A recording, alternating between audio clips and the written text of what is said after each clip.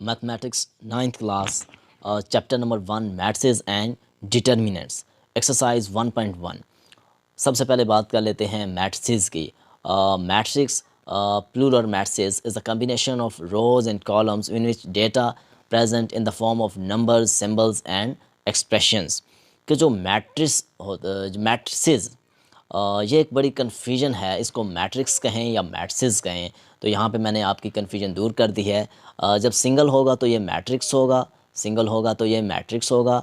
जब ये दो या दो से ज़्यादा होंगे तो ये क्या हो जाएगा, ये प्लूरल में चला जाएगा, ये मैट्रिसेस हो जाएगा। ठीक है, वो कॉम्बिनेशन है रोज़ और कॉलम्स का, कि रोज़ और कॉलम्स जब हम मिला के लिखेंगे, ठीक है, या हम एक रो भी ले सकते हैं और एक कॉलम भी ले सकते हैं। ठीक है, और उसमें जो डेटा प्रेजेंट किया जाएगा वो नंबर्स की शक्ल में होगा, या सिंबल्स हो सकते हैं, या फिर कोई मैथमेटिकली एक्सप्रेशंस हो सकते हैं।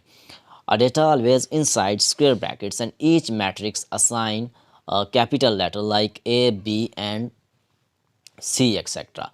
कि जो डाटा होगा वो हमेशा स्क्वायर ब्रैकेट्स के अंदर लिखा जाएगा, और जो उस मैट्रिक्स को वैल्यू असाइन की जाएगी वो कैपिटल लेटर में होगा, यानी कि वो ए हो सकता है capital, B capital, C capital and etcetera.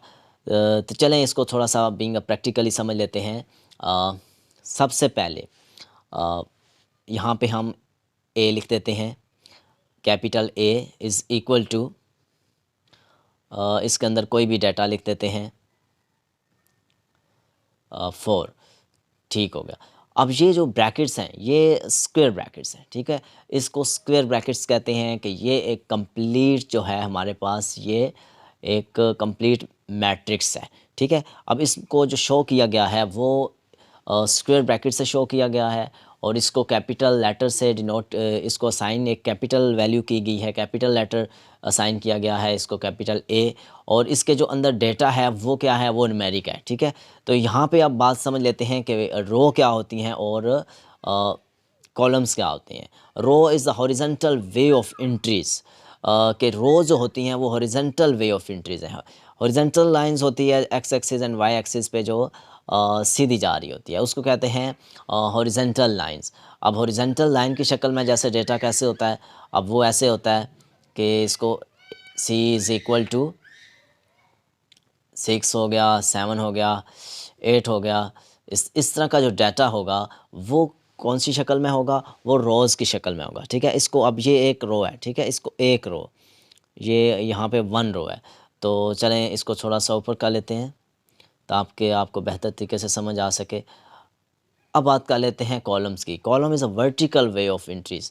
Column जो है वो वर्टिकल लाइंस, वर्टिकली लाइंस ऐसे नीचे से ऊपर या ऊपर से नीचे कर लें। वर्टिकली लाइंस को जो डाटा होता है कॉलम्स में वो वर्टिकल होता है। ठीक है, जैसे कि इसको कैपिटल डी असाइन कर देते हैं इस मैट्रिक्स को, तो यहाँ पे हम डाटा को इस तरह की शक्ल में रिप्रेजेंट कर देते हैं। यानी ये देखें, ये अब डेटा ऊपर से नीचे या नीचे से ऊपर की तरफ जा रहा है, तो ये एक कॉलम बना रहा है। ये डाटा जो है वो कॉलम की शक्ल में आ गया। तो चलें अब नेक्स्ट क्या है हमारे पास।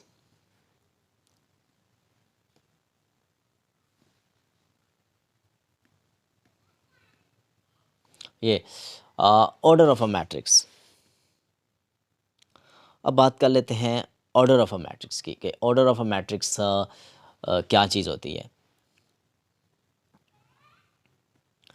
ऑर्डर ऑफ अ मैट्रिक्स कहते हैं number of rows and the number of columns को, कि कितनी रोज़ एक मैट्रिक्स तो आपने पढ़ लिया कि मैट्रिक्स क्या होता है।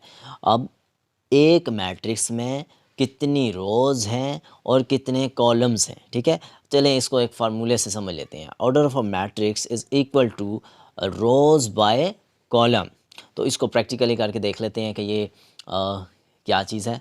एक कैपिटल लेटर ए असाइन कर दिया एक मैट्रिक्स को। ठीक है, अब इस मैट्रिक्स में जो डेटा है वो है 6, 7, 4 और 3 कर लें। ठीक है, अब इसमें हमने देखना है कि कितनी रोज़ हैं। अब इसमें कितनी रोज़ हैं, ये एक रोज़, ये दूसरी रो। ठीक है, तो यानी कि इस पर कितनी रो हो गई, 2 रो हो गई। तो इसको हम लिख लेंगे इधर, इधर लिख लेंगे 2। ठीक है, 2, इधर बाय लिख देंगे। अब इसमें हमें मालूम करना है कि कॉलम्स कितने हैं, तो इसको कॉलम्स कितने हैं, इसमें एक कॉलम हो गया और ये दूसरा कॉलम हो गया, यानी कि कॉलम भी इसमें दो ही हैं। तो ये इसका ऑर्डर क्या हो गया, 2/2 हो गया। तो चलें अब हम अपने क्वेश्चंस की तरफ चलते हैं कि हमारे क्वेश्चंस में क्या पूछा गया है। क्वेश्चन नंबर 1 है हमारे पास, find the order of the matrix, के मालूम करें order of the matrix, order of the following matrix को मालूम करें। तो सबसे पहले इसमें क्वेश्चन नंबर 1 है जिसमें कैपिटल वैल्यू ए असाइन की गई है एक मैट्रिक्स को, ठीक है। अब इसमें ये जो डेटा है वो है कुछ इस तरह से, यहाँ पे 2 3 और हो गया -5 और 6। तो अब इसमें हमने नंबर्स ऑफ़ रो को फाइंड करना है। तो नंबर ऑफ़ रो कितनी है, ये एक रो और ये दूसरी रो, तो यानी कि नंबर ऑफ़ रो कितना हो गया, 2, ठीक है। अब नंबर ऑफ़ कॉलम्स को फाइंड करने हैं, तो नंबर ऑफ़ कॉलम्स कितने हैं, यहाँ पे एक कॉलम्स हो गया और यहाँ पे दूसरा कॉलम हो गया, तो यहाँ पे ये 2। तो अब ऑर्डर ऑफ़ अ मैट्रिक्स कितना हो गया, यानी कि ऑर्डर ऑफ़ अ मैट्रिक्स हो गया 2/2। तो देखिए ये हमें कितने अच्छे से समझ आया। तो चलें इसको अब रेज़ कर लेते हैं और अगले क्वेश्चन नंबर बी की तरफ जाते हैं कि क्वेश्चन नंबर बी में क्या है। बी उसी तरह ही है जिस तरह क्वेश्चन नंबर जिस तरह पार्ट ए है इसका, ठीक है। अब हम सी को कर लेते हैं। सी इज़ इक्वल टू, मैट्रिक्स के अंदर लिखा हुआ है 2 और 4। तो यहाँ पे अब नंबर ऑफ़ रोज़ कितनी है, देखें अब इसकी नंबर ऑफ़ रोज़ कितने हैं, इसका नंबर ऑफ़ रोज़ 1 है, एक रो जा रही है जिसमें ये न्यूमेरिक डेटा को इंटर किया हुआ है, देखें एक रो जा रही है, ठीक है। अब इसमें नंबर ऑफ़ कॉलम्स कितने हैं, 1 और 2। तो अब हमें यहाँ से ये पता चलता है कि कितना ज़रूरी है कि हम इस चीज़ को समझें कि नंबर ऑफ़ रो के रो किसे कहते हैं और कॉलम किसे कहते हैं, ये इसकी मेन चीज़ है। अगर ये हमें समझ आ जाए तो फिर हम अपने क्वेश्चंस को बहुत ही ईज़ी तरीके से, बहुत ही आसान तरीके से हल कर सकते हैं, ठीक है। अब हम अगला पार्ट देखते हैं, ये आपको समझ आ गया तो इसको मैं अब रेज़ कर देता हूँ। तो अगला पार्ट है हमारे पास डी।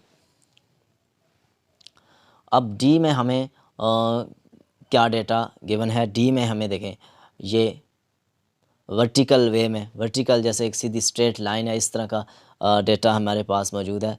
4 0 एंड 6 हो गया। तो अब हम इसमें देखेंगे नंबर ऑफ़ रोज़ कितनी है। ये बात एक हमेशा याद रखना कि किसी भी मैट्रिक्स का ऑर्डर फाइंड करने के लिए सबसे पहले नंबर ऑफ़ रो को फाइंड करना है। जो सबसे पहले नंबर ऑफ़ रो लिखेंगे एंड उसके बाद नंबर ऑफ़ कॉलम्स लिखेंगे। तो यहाँ पे है हमारे पास 4, एक स्ट्रेट ऐसे रो की शक्ल में जा रहा है, ठीक है। फिर उसके बाद है हमारे पास 0, फिर उसके बाद हमारे पास है 6। तो यानी कि हमारे पास इधर क्या हो गया, नंबर ऑफ़ रोज़ कितनी होंगी, इसके 3 रोज़ हो गई, ठीक है। और कॉलम कितना है, कॉलम देखें स्ट्रेट लाइन एक ही लाइन में सारा डेटा जो है वो आ रहा है, तो यानी कि इसका कॉलम कितना हो गया, 1 हो गया। तो फिर इसका ऑर्डर ऑफ़ अ मैट्रिक्स कितना हो गया, 3/1। अगर आप 1/3 लिख देंगे तो फिर आपका क्वेश्चन जो है वो क्या हो जाएगा, वो गलत हो जाएगा, फिर इसके मार्क्स आपको नहीं मिलने। तो अब इसी तरह आगे देखें कि आगे वाले क्वेश्चंस में क्या कह रहा है। इसका क्वेश्चन नंबर कर लेते हैं, ई कर लेते हैं। E is equal to A B C, फिर है हमारे पास डी, फिर है C, A B C D, sorry E, और हमारे पास है एफ़। तो इसमें अब हमने देखना है कि नंबर ऑफ़ रोज़ कितनी है। देखें यहाँ पे नंबर ऑफ़ रोज़ कितनी है, देखें एक रो, फिर दूसरी रो, फिर तीसरी रो, ठीक हो गया। और अब हम इसमें नंबर ऑफ़ रोज़ कितनी हो गई, 3 हो गई, ठीक है। अब हम इसमें फाइंड करेंगे कि नंबर ऑफ़ कॉलम्स कितने हैं। देखें एक कॉलम फिर दूसरा कॉलम, तो यानी कि इसमें कॉलम कितने हो गए, इसमें हमारे पास 2 कॉलम हो गए। तो अब ऑर्डर ऑफ़ अ मैट्रिक्स क्या बना, वो देखें फार्मूले की मदद से 3/2,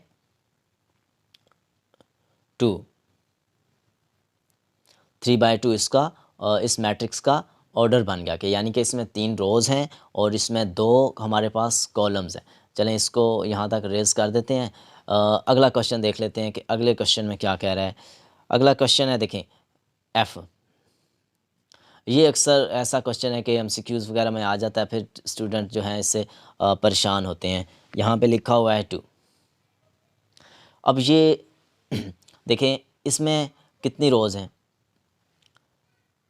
एक रोज़ है, ठीक है, एक रोज़ है और एक ही नंबर है जो उसमें पुट किया गया है, जो रो में पुट किया गया है, ठीक है। और यहाँ से अगर देख लें तो हमें ये एक कॉलम की शक्ल में भी मिल रहा है, हमें इसको कॉलम भी पढ़ सकते हैं कि ये एक कॉलम है और उसमें एक ही वैल्यू को पुट किया गया है, ठीक है, उसमें एक ही नंबर आ रहा है। तो यानी कि इसका ऑर्डर फिर क्या हो गया, इसका ऑर्डर जो है वो हो गया यहाँ पे नंबर ऑफ़ रोज़ हो गई 1 और नंबर ऑफ़ कॉलम भी हो गया 1 और इसका ऑर्डर जो है वो है हमारे पास 1/1।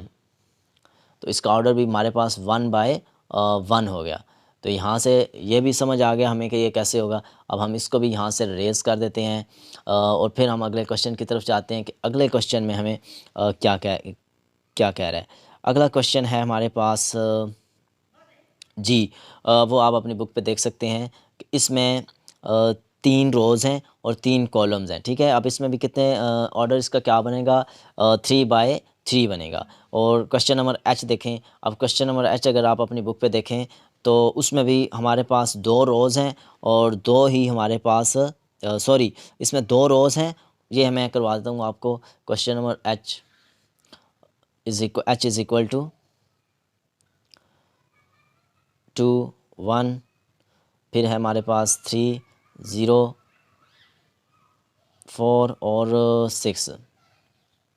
देखें अब इसमें हमारे पास ये एक रो हो गई और ये दूसरी रो हो गई, ठीक है। यानी कि हमारे पास कितनी रोज़ हो गई, हमारे पास 2 रोज़ हो गई। और हमारे पास कॉलम कितने हो गए, ये देखें, एक कॉलम हो गया, दूसरा कॉलम हो गया और ये तीसरा कॉलम हो गया। यानी कि हमारे पास जो है वो 3 कॉलम हो गए। तो इसका ऑर्डर क्या बनेगा, इसका ऑर्डर बनेगा 2/3। तो इसका ऑर्डर आ गया हमारे पास 2/3। तो देखें क्वेश्चन नंबर 1 के हमने कितने आसानी के साथ इसके पार्ट कर लिए हैं सॉल्व। अब आ जाते हैं क्वेश्चन नंबर 2 की तरफ। क्वेश्चन नंबर 2 की तरफ कि उसमें क्या कहा गया है, इक्वल मैट्रिक्स, ठीक है। अब उसमें हम फाइंड करेंगे, सबसे पहले जो चीज़ हमने फाइंड करनी है वो है इक्वल मैट्रिक्स के हमारे पास कि इक्वल मैट्रिक्स क्या चीज़ होती है, ठीक है। If any matrix depend on 2 condition so we say that matrix is equal. अगर कोई भी मैट्रिसेस, कोई भी 2 मैट्रिसेस, 3 मैट्रिसेस अगर इन दो कंडीशंस पे पूरा उतर रहे हों, ठीक है, तो फिर हम कह सकते हैं कि ये जो मैट्रिसेस हैं ये आपस में इक्वल हैं। तो कंडीशन नंबर 1 क्या है, कंडीशन नंबर 1 है the order of a matrix A is equal to the order of a matrix B, ठीक है। यानी कि ए का ऑर्डर, जो मैट्रिक्स ए है उसका ऑर्डर वो इक्वल होना चाहिए मैट्रिक्स बी के ऑर्डर के, ठीक है। यहाँ पे ये एक बात हो गई। और फिर दूसरी बात है कि there corresponding entries are equal. के कोरिस्पॉन्डिंग एंट्रीज वो वाली वैल्यूज़ होती हैं जो कि आमने सामने, जो कि एक दूसरे के आमने सामने आ रही होती हैं, उन वैल्यूज़ को कहते हैं कोरिस्पॉन्डिंग वैल्यूज़। यहाँ तो एक बात हो गई कि इस पहली कंडीशन में, सॉरी, पहली कंडीशन में क्या है, इसको मैं रेज़ कर लेता हूँ। पहली कंडीशन में क्या है कि एक मैट्रिक पहली कंडीशन में, ठीक है, कि उसका ऑर्डर जो है वो इक्वल होना चाहिए। यानी कि एक मैट्रिक्स 3/3 है तो दूसरे मैट्रिक्स का भी ऑर्डर होना चाहिए 3/3, ठीक है। और उसकी कॉरिस्पॉन्डिंग एंट्रीज़ भी आपस में सेम होनी चाहिए। यानी कि कॉरिस्पॉन्डिंग एंट्रीज़ वो एंट्रीज़, यानी कि ये 2 × 4, ये 6 और 0, ठीक है। अब इसकी कॉरिस्पॉन्डिंग एंट्रीज़ क्या हैं, कॉरिस्पॉन्डिंग एंट्रीज़ वो एंट्रीज़, जैसे 2 है, अब 2 के सामने 2 और 4 के सामने 4 एंड 6 के सामने 6 और 0 के सामने 0। तो ये जो कॉरिस्पॉन्डिंग एंट्रीज़ हैं ये भी आपस में क्या होनी चाहिए, ये एंट्रीज़ भी सेम होनी चाहिए। देखें इसको हम बड़ी आसानी से कर सकते हैं। ये देखें 2 इक्वल है 2 के, 4 इक्वल है 4 के, 6 इक्वल है 6 के और 0 इक्वल है 0 के। तो यानी कि अब हम इसका ऑर्डर भी मालूम इसका देखें 2 कंडीशंस थी कि एक मैट्रिक्स का ऑर्डर दूसरी मैट्रिक्स के इक्वल होना चाहिए, ठीक है। यानी कि अगर अगर एक मैट्रिक्स का ऑर्डर 3/3 है तो दूसरे मैट्रिक्स का ऑर्डर भी 3/3 होना चाहिए। और कॉरिस्पॉन्डिंग इंट्रीज़ कौन सी इंट्रीज़ होती हैं, जो एक दूसरे के आमने सामने होती हैं, तो वो मैंने आपको बता दिया कि कैसे। देखें, ये 2 के इक्वल है, 4 के इक्वल है, 6 के इक्वल है, 0 के इक्वल है। अब हम इसमें देखेंगे कि जितने भी हमारे पास वैल्यूज़ हैं इसकी, वो आपस में इक्वल आनी चाहिए। तो फिर हम आगे बात कर लेते हैं।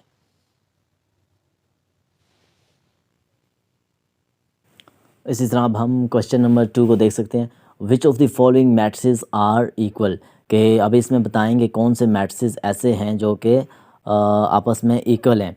तो किसी भी मैट्रिसेस की इक्वलिटीज़ के लिए आपने दो बातें जो पीछे पढ़ चुके हैं कि और एक तो मैट्रिक्स का ऑर्डर इक्वल होना चाहिए और दूसरा उसकी कॉरस्पॉन्डिंग वैल्यूज़ आपस में इक्वल होनी चाहिए। तो यहाँ पे सबसे पहले आप देख सकते हैं A is equal to matrix, ये मैट्रिक्स 3 है, ठीक है। जो ए है वो मैट्रिक्स 3 है।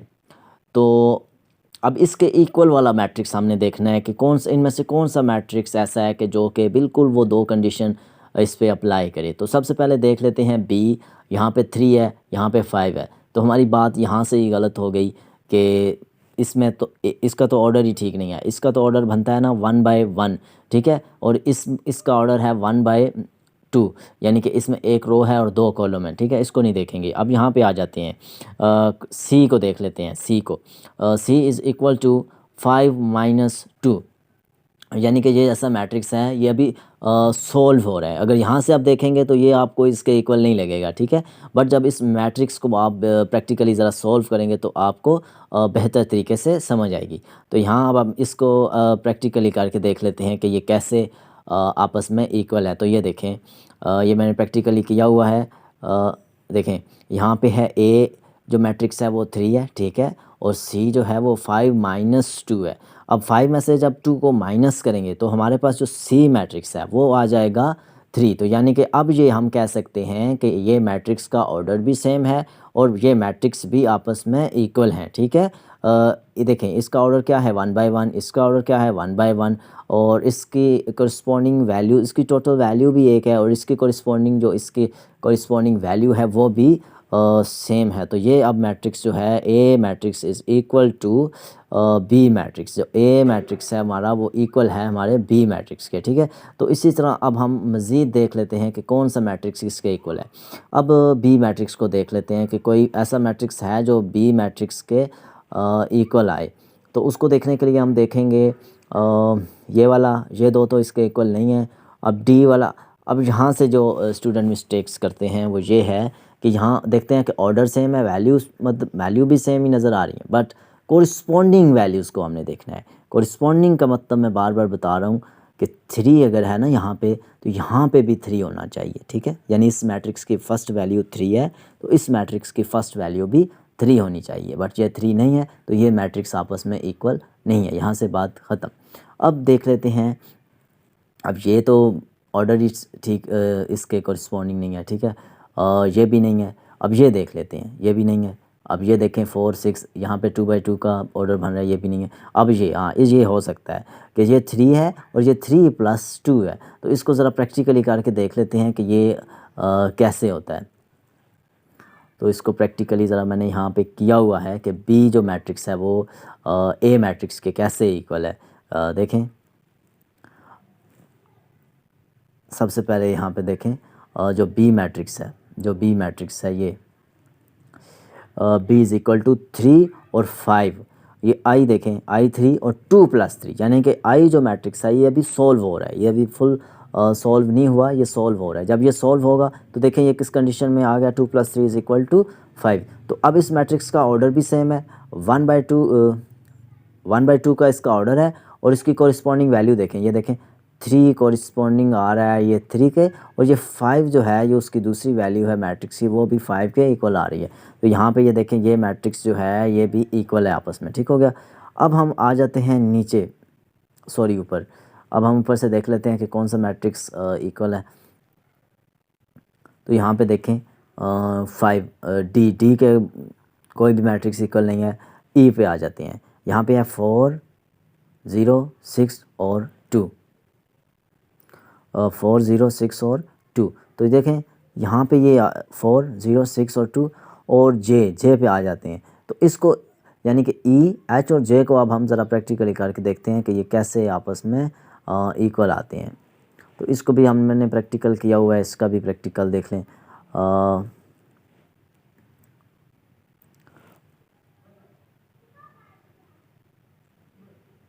और मैट्रिक्स जो है ये तो सेम है, ठीक है, ये तो इनको तो कुछ करने की ज़रूरत नहीं है। बट जो जे मैट्रिक्स है, जो जे मैट्रिक्स है ये अब ये सॉल्व हो रहा है, ठीक है, इसको सॉल्व किया जा सकता है, ये सॉल्व हो रहा है। तो ये देखें 2 + 2 करेंगे 4 आ जाएगा, 2 - 2 करेंगे 0 एंड 2 + 4 6 एंड 2 + 0 2 आ गया, ठीक हो गया। अब हम देखेंगे कि देखें अब ये तीनों मैट्रिक्स जो हैं ये आपस में इक्वल आ गए, तो हमने इनको ऐसे इक्वल करके लिख दिया। तो अब ये जो क्वेश्चन है ये आप कर सकते हैं, इसमें कोई मतलब आप देखें ऊपर ये जितने भी क्वेश्चन हैं, अब इसमें किसी भी मैट्रिक्स की इक्वालिटी मालूम करनी हो, ऑर्डर मालूम करना हो, तो वो आप इजीली कर सकते हैं। ये इस एक्सरसाइज में ये बात आप अब जान चुके हैं। तो नेक्स्ट देखते हैं क्या है।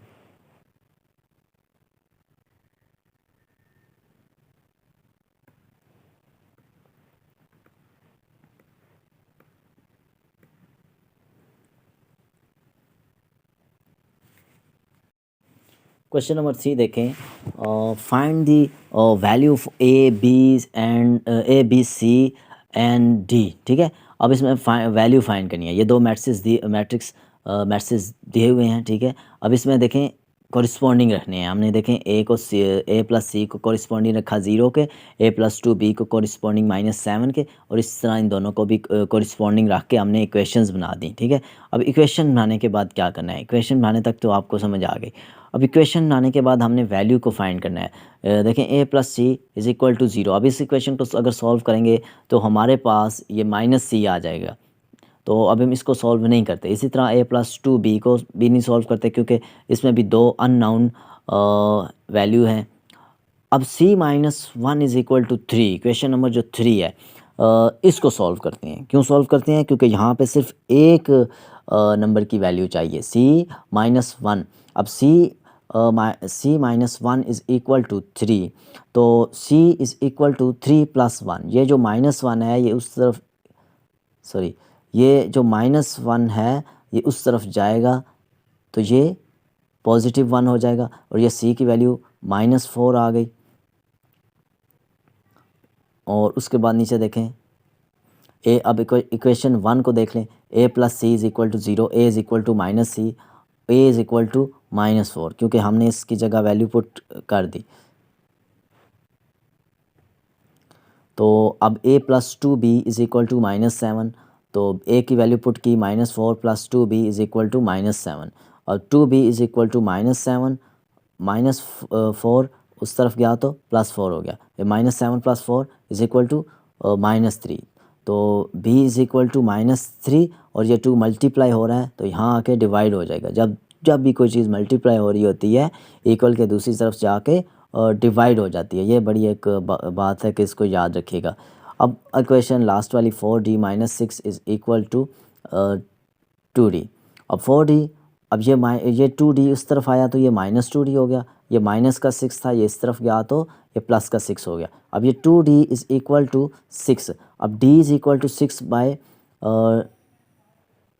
6/2, तो इसकी अब कटिंग हो गई, 2 1s are 2 and 6 3s are, तो ये आ गया हमारे पास आंसर इसका 3। यानी कि ये इस इक्वेशन में हमने सारी वैल्यूज़ को फाइंड कर लिया गया है। a की वैल्यू क्या आई है, a की वैल्यू आई है हमारे पास -4, b की वैल्यू आई है हमारे पास -3/2, इसी तरह c की वैल्यू आई है हमारे पास 4, और लास्ट में d की वैल्यू आई है हमारे पास 3। तो देखें हमने इसका सॉल्यूशन सेट बना लेते हैं। इसमें देखें कि हमने सारी वैल्यूज़ को फाइंड कर लिया है, -4 -3/2 प्लस का 4 और 3। तो ये एक्सरसाइज आपकी इस तरह कंप्लीट हो गई। बहुत इजी एक्सरसाइज थी, कुछ बेसिक कॉन्सेप्ट थे जो मैंने आपको समझाए हैं। उम्मीद करता हूँ आपको समझ आ जाएगी।